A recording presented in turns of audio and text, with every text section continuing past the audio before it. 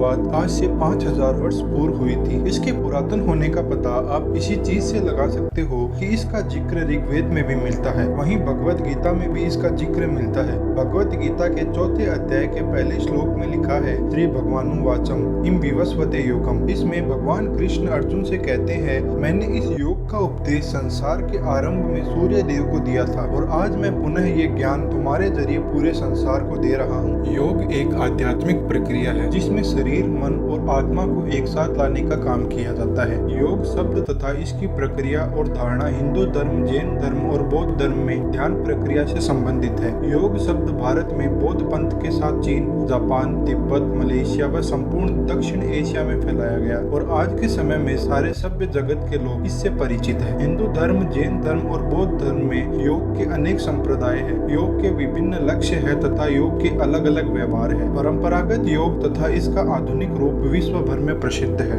सबसे पहले योग शब्द का उल्लेख ऋग्वेद में मिलता है। इसके बाद अनेक उपनिषदों में इसका उल्लेख आया है। कठोपनिषद में सबसे पहले योग शब्द उसी अर्थ में प्रयुक्त हुआ है जिस अर्थ में इसे आधुनिक समय में समझा जाता है। माना जाता है कि कठोपनिषद की रचना 5वीं व 3री शताब्दी ईसा पूर्व के बीच के कालखंड में हुई थी। महर्षि पतंजलि द्वारा रचित पतंजलि योग सूत्र योग का संपूर्ण ग्रंथ है। इस ग्रंथ में महर्षि पतंजलि ने योग के 8 सूत्रों का वर्णन किया है। 3री शताब्दी तक योग को मेडिटेशन और स्पिरिचुअलिटी के लिए किया जाता था, पर 5वीं शताब्दी तक आते आते इसमें कई बॉडी पोस्चर्स ऐड कर दिए गए और साथ ही इसे कसरत के रूप में किया जाने लगा। योग की बहुत सारी परिभाषाएं हैं। अगर हम इन्हें ध्यान से देख या समझ पाए तो हमारे जीवन का हर एक पल, हर एक क्षण आनंद में गुजरेगा। इसलिए योग को जीवन जीने की कला भी कहा जाता है। महर्षि पतंजलि ने भी कहा है, अतः योग है अनुशासनम, अर्थात योग ही अनुशासन है और केवल अनुशासन ही आपको जीवन में आनंद दे सकता है। और आगे महर्षि योग को परिभाषित करते हुए कहते हैं, योग चित्त वृत्ति निरोध है, मतलब हमारे मन में उठने वाले विचार और भाव ही हमें परेशान करते हैं और अगर हम इन्हें काबू में कर ले तो हमारा जीवन भी आनंदमय हो जाएगा। इसी अवस्था को महर्षि ने योग कहा है। आगे भगवत गीता के 2रे अध्याय के 5वें श्लोक में कहा गया है, योग है कर्मसु कौशलम, अर्थात योग से ही कर्मों में कुशलता आती है।